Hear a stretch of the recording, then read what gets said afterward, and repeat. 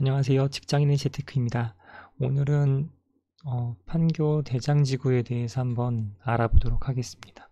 어느 정도 입지를 가지고 있고 어느 정도 적정한 가격대에 분양을 하고 있는지 이런 것들을 직주 근접성이나 아니면 다른 유사한 단지들 가격 대비 적정한지, 그리고 향후 뭐 공급이 얼마나 될지 이런 것들 보면서 같이 정리해 보면 좋을 것 같습니다.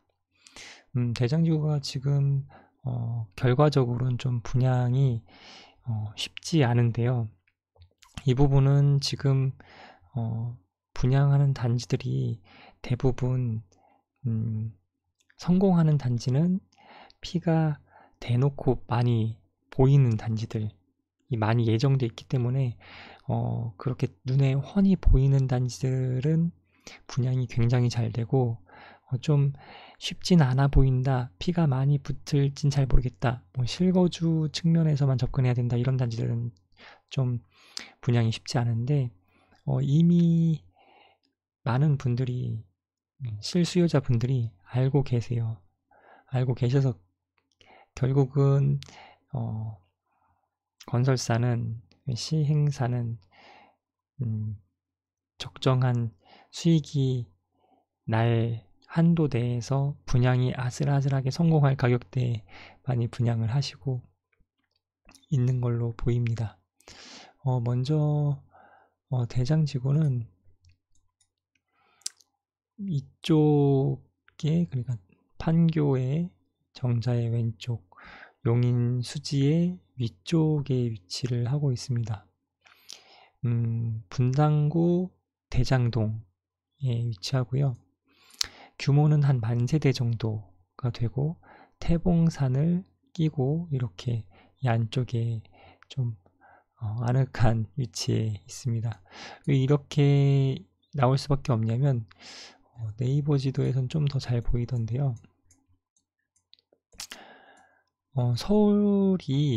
서울이 이미 많은 택지가, 그러니까 평지에는 아파트들이 전부 들어와 있습니다. 그렇다 보니까 이명박 대통령 때 그린벨트를 풀어서 공급을 하기 시작하는데, 그래서 이름 자체에도 뭔가 계곡 같은 그런 곡자가 붙는 단지들이 분양이 되기 시작합니다. 세곡, 네곡이 대표적인 예인데요. 지도에서 보이시다시피 이런 식으로 산 사이에 있는 계곡을 이제 개발을 하게 됩니다. 아무래도 후손들한테는 좀 좋지는 않겠죠. 왜냐면 이제 자연이 파괴될 수밖에 없으니까요. 근데 그러다 보니까 가지는 특징이, 계곡 사이에 있는 평지를 이용하다 보니까 분양하는 이제 세대수가 많을 수가 없어요. 계곡 사이에 이제 조그마한 자투리 택지를 이용하기 때문에 그럴 수밖에 없죠. 그래서 생기는 특징이, 대중교통 계획을 짜기에도 굉장히 어렵습니다.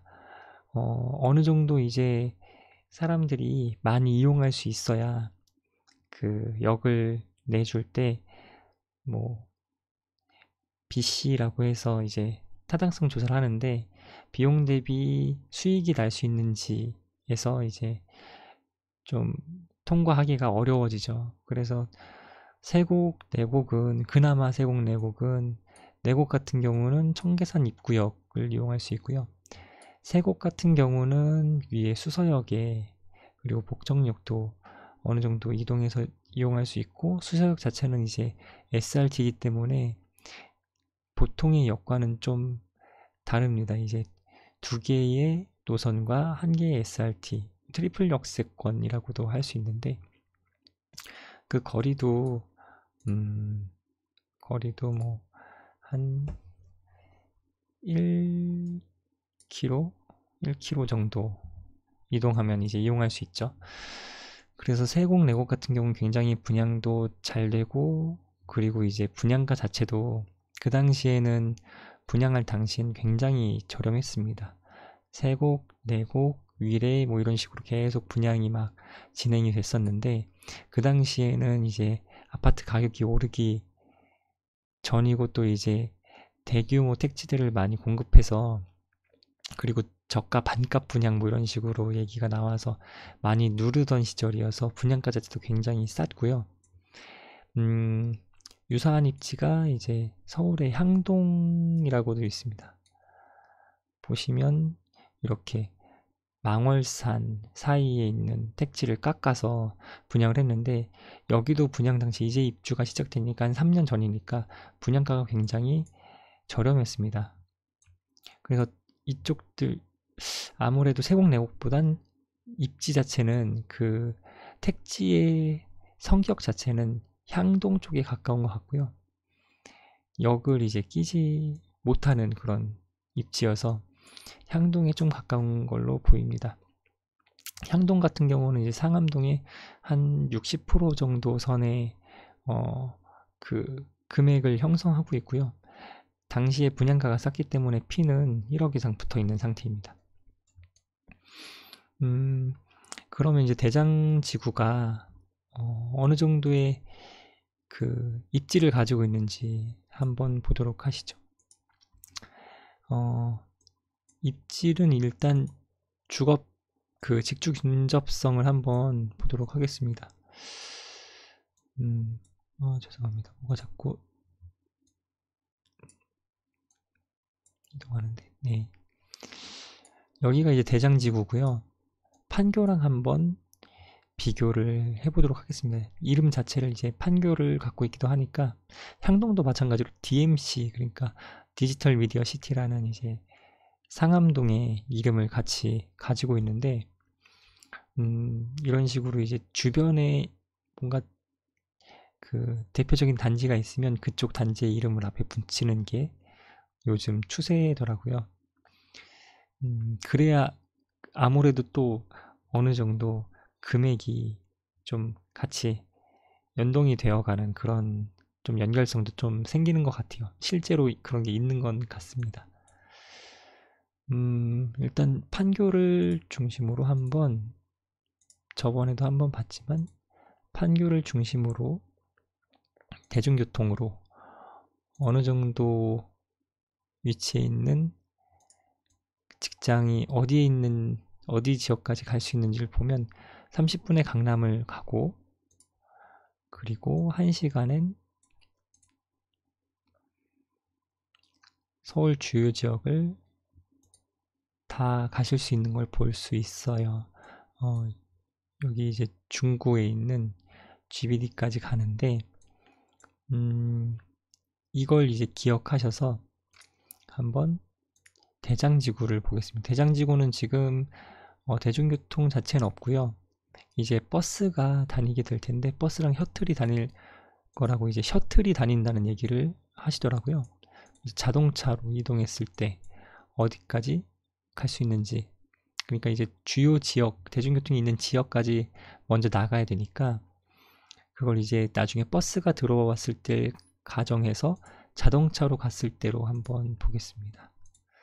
입구에서 이제 간다라고 생각해 볼게요. 지금 여긴 길이 없어서,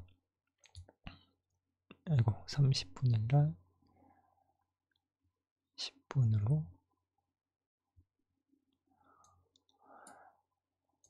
10분으로 검색해 보면 10분 만에 갈 수 있는 게 정자역 그리고 서판교까지입니다. 그럼 이제 정자역에서 대중교통으로 뭐 갈아탄다고 생각하고 볼게요. 이제 기억하실 게 여기까지 이제 10분 만에 버스를 타고 나왔습니다. 버스를 타고 정자역에 나와서 정자역에서 대중교통을 타고 30분 만에 어딜 갈 수 있는지 보시죠. 정자역에서 30분 만에 지금 근데 강남을 못 가는 걸로 나옵니다.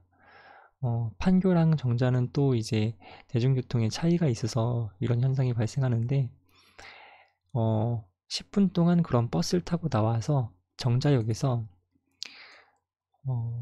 40분 동안 강남을 갈 수 있는지 볼까요? 네, 갈 수 있네요. 정리해보면 판교는 30분 만에 강남을 가고요.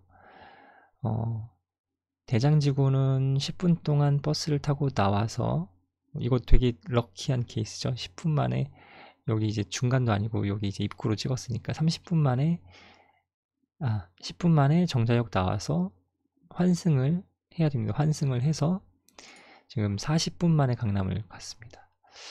그러니까 거의 1시간이에요. 그러니까 판교는 30분, 대장은 1시간이 걸리는 입지라는 얘긴데요. 아무래도 거리상으로는 굉장히 가까운 두 지역인데, 한 4km 정도 되는 지역인데, 대중교통 계획이 없다 보니까 이런 현상이 발생을 하는 걸 보실 수 있습니다. 그래서 입지는 제가 생각했을 땐 판교에 이름을 붙이고는 있지만, 판교에 이제 새로 나오는 그 새로 공급된 아파트들이 있는데, 보시면 여기 서판교에 붙어있는 더샵 퍼스트 파크라는 아파트가 있습니다. 8억 5천원에 분양해서 지금 피가 1억 넘게 붙고 있는데, 이 아파트 정도와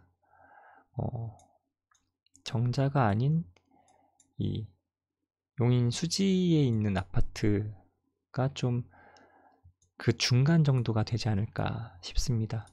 이게 지금 한 9억 5천이라고 보고, 여기가 지금 입주 5년 이하로 설정을 해놨는데, 중심지역 가까운 아파트는 6억 이상의 아파트들이 있어요. 한 6억 5천 정도 보면 분양가 자체는 굉장히 적정하게 잘 잡은 것 같아요. 좀 고민되는 가격대에 적정하게 이제 형성이 되어 있는 걸로 보입니다.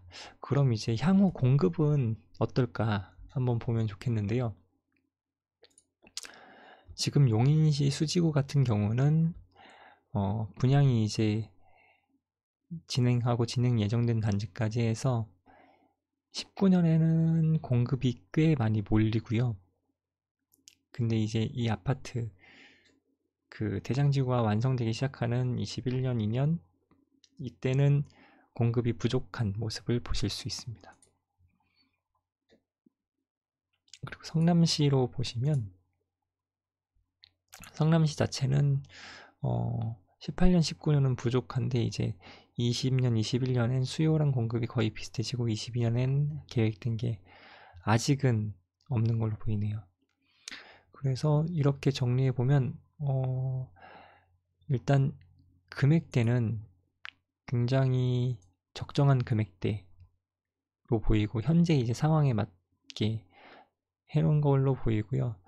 공급 자체도 많지 않아서 뭔가 공급장에 좀 빠지거나 하는 것도 거의 없고 잘 전세도 채워질 걸로 보입니다. 그러면 이제 청약이 어떤 식으로 공급이 되는지를 한번 판교 더샵을 통해서, 사례를 통해서 한번 확인해 보시죠. 결론적으로 얘기하면 당해 지역, 성남 지역을 우선 공급하고요. 그리고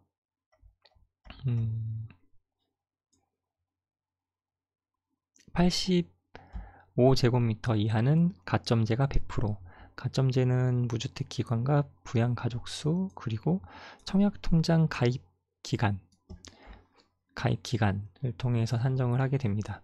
근데 어차피 대장지구가 나머지 단지들도 대부분 1, 2순위에도 못 채우고 이제 미분양에 가는 물량이 많을 거기 때문에 사실 통장을 그렇게 막 써가면서 해야 될지는 진짜 실수요자분들이 아니면 굳이 그렇게 해야 될까 싶기도 합니다.